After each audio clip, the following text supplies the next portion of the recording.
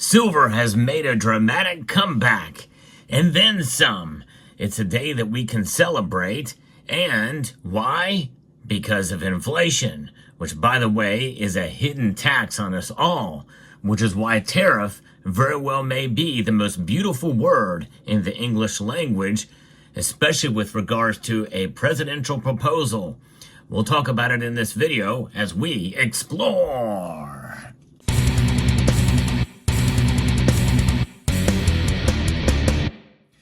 Yes, indeed. Taxes is something we cannot escape. Death and taxes are the things that they say are the most trustworthy things out there, right? That's not going away, but it very well could be changing soon.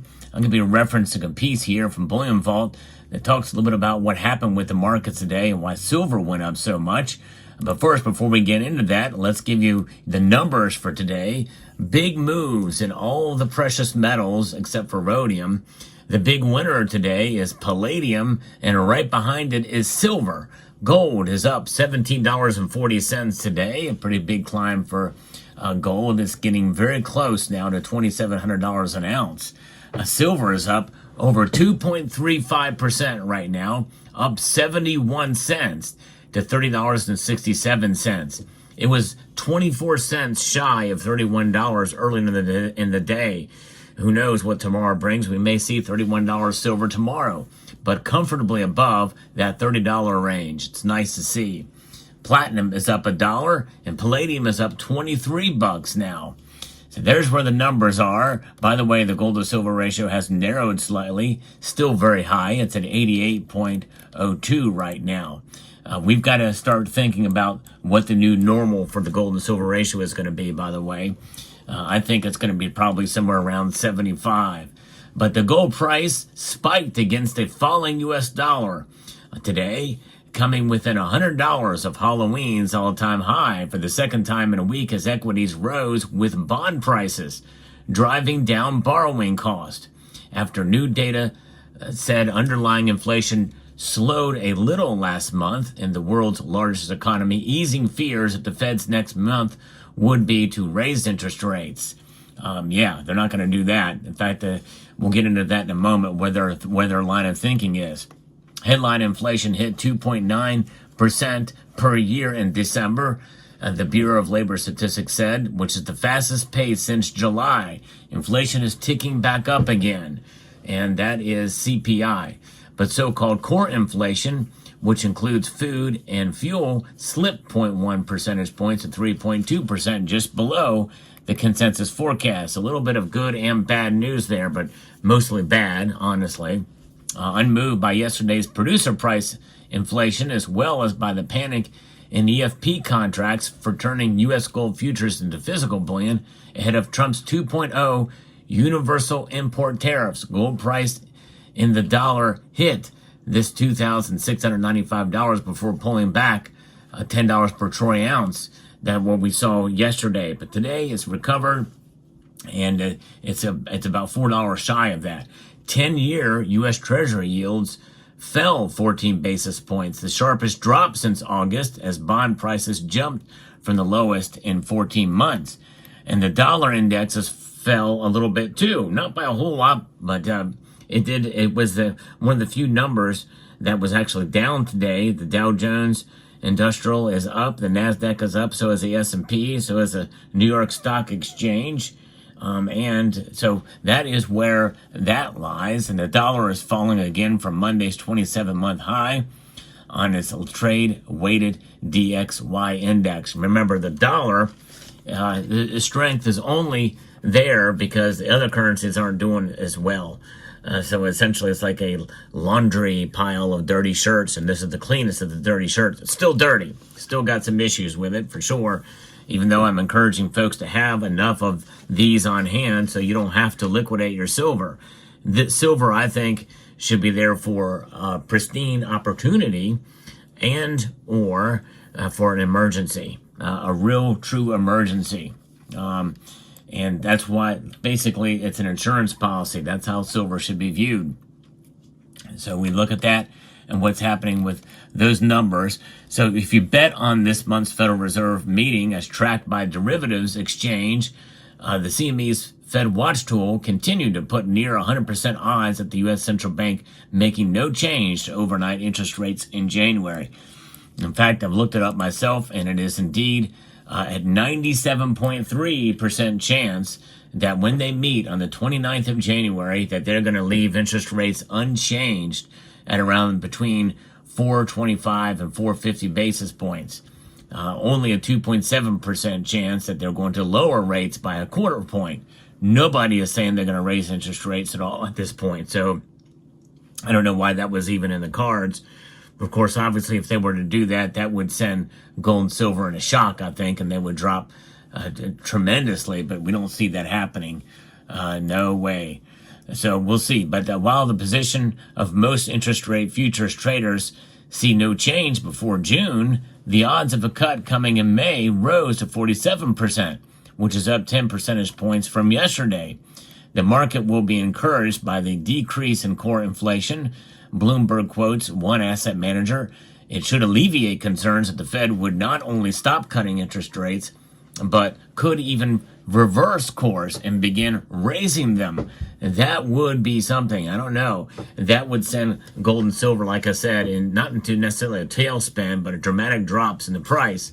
That coupled with the market upset, or not necessarily a crash, but a very serious downturn, could send the prices tumbling for gold and silver. It certainly, so it does not make the Fed more likely to ease, said another fund manager quoted by Reuters, but it will ease some of the fears that their next move, at least in the near term, may be a raise. Global stock markets had already rallied from yesterday's 2-month low on the MSCI World Index, and with European bourses raising 1.1% to a one-week high as the New York Stock Exchange opened.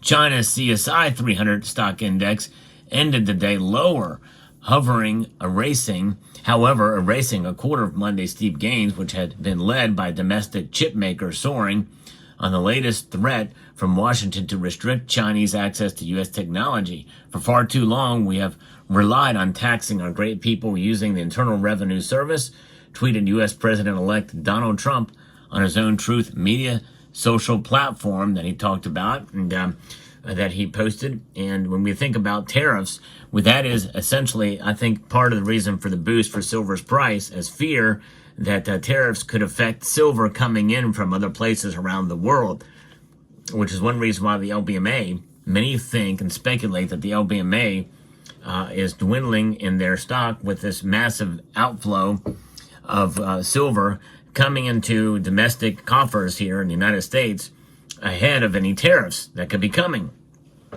And so I think that is quite intriguing to see. And so that's why people are making moves there. And a lot of other people fear that, hey, the price could go up, and when we think about buying, you do not want to buy out of fear. The sponsor, Summit Metals, this is one thing that they don't want people to do either. There's still time to buy and not to buy. Prices have ticked up today. Could they go higher tomorrow? Yes, they could. But nonetheless, you need to buy based off of your own situation, your own budget, your own understanding of the markets, and not be swayed as to when and how to make a purchase. And that is a message that I think resounds with the community, because you do not want to make any purchases out of fear. And obviously, when you do make a purchase, it's always good to shop around to find the best deal out there. No one faults you for that. Not even Summit Metals. They have really made inroads since they're a relatively new dealer, only around since about August of this year, or last year rather, in 2024. They have been proven a low price leader at many times for especially fractional gold eagles, but other products as well too. So check them out, summitmetals.com. And so let's talk a little bit about taxes. We get hit with taxes. And one of the things I've talked about on this channel is the sound money revolution, where many states are realizing that silver is sound money, as denoted in the Constitution, Article 1, Section 10. So they are nixing taxes. They are abandoning taxation on silver and gold as well. And so I think that's a great and wonderful thing. Obviously, tariffs would, in a sense, be added. It means that silver could be taxed in terms of products, but as an industrial metal, well, that makes sense. And I'd much rather have the taxes come out as tariffs rather than as income tax, because it's basically consumption tax in a sense from products coming overseas. So when Donald Trump posted this thing on Truth Social and then over on Twitter, retaking the White House next Monday, we will begin charging those that make money off of us. That's right. It's a reciprocal thing. Trump promised, announcing that January 20th, 2025 will be the birth date of the External Revenue Service, but not explaining how foreign manufacturers will be forced to pay tariffs rather than the U.S. firms who import these goods. Now, is that a figure of speech for coming in from the external realm of taxation and actually creating a new agency of government, or replacing the Internal Revenue Service with the External Revenue Service? I don't know. But I like the idea where we get most of our taxation from tariffs, and or implement a consumption tax, or just, I don't know, find some better way than what is happening now.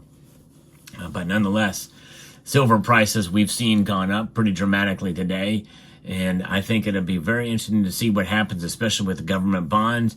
We also rallied sharply across the Western markets, driving 10-year German bond yields down 10 basis points, and comparable UK gilt rates 16 basis points lower as U.S. Treasury yields fall. So there it is. It'll be fascinating to see where this goes from here. But what do you think about the External Revenue Service? Do you think that should replace? Do you think we should replace income tax with tariffs or a consumption tax? There is a bill actually being floated around in Congress now that would implement what is known as the fair tax, which essentially would be a consumption tax. Let me know what your thoughts are down in the comment section below. What are your feelings about the spot price of silver rising today? And do you think we're still going to see lower prices before it's all said and done, before the year goes out, before they go up again? Let me know in the comment section below. Anything can happen for sure. I don't rule anything out. I don't have any skin in the game as to where silver prices go, by the way. Yes, I make my predictions, but I don't hang my hat on them. Why? Because number one, I don't wear a hat. And number two, because the market is what it is. Silver sells itself. And it could go down, it could go up. It is, that's the world we live in. And I've been wrong before, will be wrong again. Even if I'm right again, I'll be wrong again some other time down the road. So let me know what your thoughts are in the comment section down below. I would like to extend a multitude of gratitude to each and every one of you for taking the time to watch, and to encourage you to please rate, share, comment, and subscribe.